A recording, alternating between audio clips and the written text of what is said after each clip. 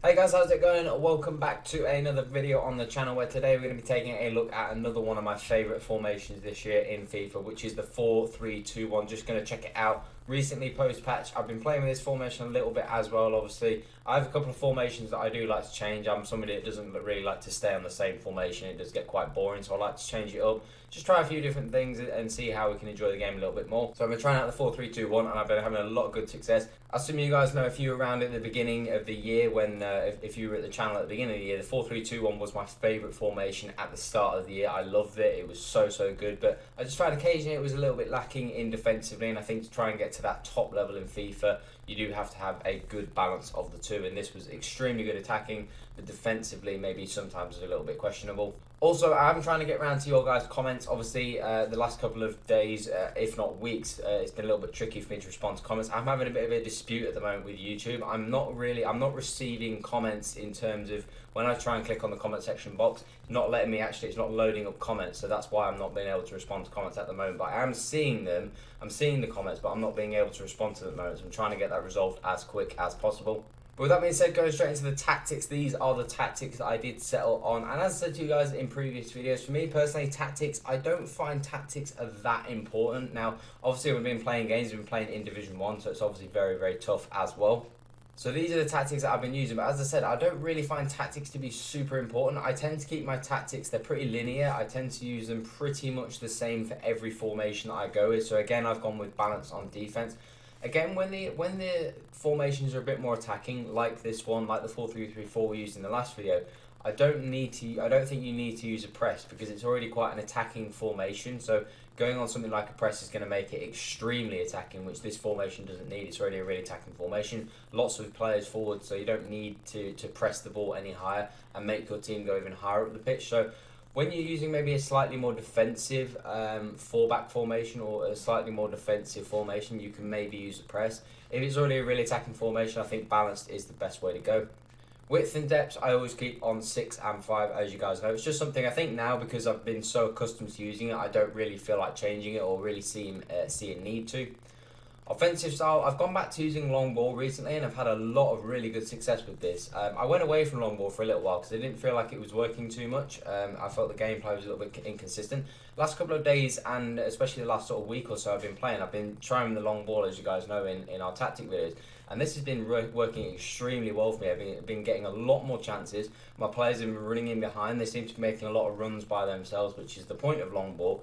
And it's just working very well for me, so I'm having a lot of good success with this. I do recommend going on balanced if you're someone that doesn't like your players to running behind, or if you don't have pacey players, playing on long ball doesn't make sense. But if you do have quick players up front in this formation, long ball is perfect. As I said, with the rest of it, it's pretty much standard. 6 on the width, which matches the defence. 5 in the box, which is again what I want, because I let my instructions do what they do. So that means that my players aren't going to ignore them. 2 on corners and 1 on free kicks, because I don't really tend to cross the ball because you never score from corners, and the same with free kicks. And pretty much it is as business as usual when it comes to the goalie and defence. Goalkeeper, we've got sweeper keeper and comes to crosses. I use that for all keepers in all formations. I just think it's the best way to play. Then into the defence, as always, I've got stay back while attacking and overlap on all of my defenders, especially the fullbacks. The reason why I do this is simply, I explain this all the time, but the reason why I do this is because I think, especially in a formation like this, you could maybe say it's a bit narrow because obviously you do have the left and right forwards. They're not left and right wingers, so you don't have necessarily a lot of width, but ultimately I don't think you need too much going forwards. I think you have plenty of players going forwards that you don't need the fullbacks to go forward as well. Especially me when I played, and as I said, I was playing in Division 1, so I'm playing against some really tough opponents as well.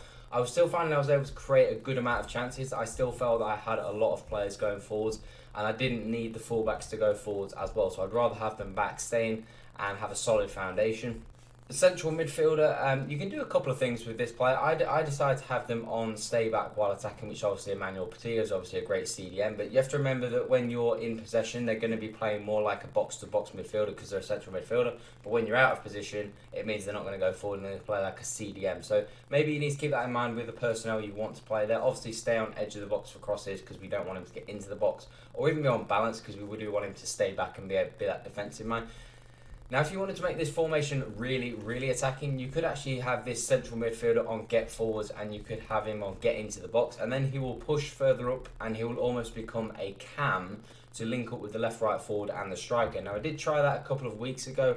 I didn't have a lot of success with it, so I didn't really find it was that too great. And that was one of the reasons why I went away from the formation, because when I was trying this as a tactic, obviously you then have a left forward, a right forward, a striker.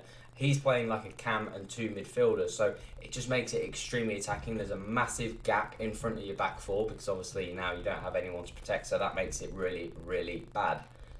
The two midfielders I've just left on balanced attack, pretty much standard. The only thing I've done is put them on get into crosses. You can see for Awara as well, we've got him on to get into the box for crosses. I've just used that because I like to have plenty of players getting into the box. As I said, I'm someone that does like to attack. Use that little bit of width that we do have. Make sure you look for some cutbacks as well, so obviously you've got more players to aim for. It does mean you are going to be left a little bit open on the counter, hence the reason why we've left the fullbacks on stay back, and we've got that central midfielder on stay back while attacking as well. Now, in terms of the wide forwards, I've left them on balanced width, and this is, I have tried out stay central, didn't like it. I think it just makes your formation too narrow. I think by playing on balanced width, sometimes they're going to drift out a little bit wider, and just gives your opponent a little bit something different to think about. It's always good to have your options open. You don't want to become too linear when you attack and just become like very one-dimensional. You do want to have a lot of strings to your bow when you attack. Obviously getting behind because we've got pacey players, but balanced width was the best way to go. And I didn't really find the necessity to use comeback on defence. I think this is a lot more effective, obviously, when you're using wingers, because they are kind of more in line with your fullbacks, whereas your left and right forwards are kind of obviously a little bit more narrow, so they don't really slot in as well in front of your fullback. So I don't find that is as effective a tactic, and I also didn't find it was really necessary. I think basic worked really well. And also, as always, for the striker, we have stay central and get him behind. Obviously, because we have wide players on the outside, we don't need him to be able to drift wide or even be on balance, because he's then just going to get in the way of the left and right forwards. And of course, get him behind. If you've got a pacey striker, get him behind is obviously the way to go. And it also links up with the fact that we want them on long ball, because then they're going to make even more runs in behind. So the way to build tactics and instructions is you have to build it on a principle, and our principle is obviously we want to be attacking, we want to get balls in behind, we want to utilise our pace and our dribbling ability in behind. But also, we don't want to go too gung-ho and leave our back four and leave our defence too open. So it's all about learning, and it's all about building on your foundation of what you believe you want to play with that formation. But with that being said, that is it for the 4-3-2-1. Now, this was a very good formation. I had a lot of good success with it. I played around 15 games with these tactics and instructions in Division 1. I won about 13 games, which for me is quite high at the moment because I'm not playing great FIFA at the minute.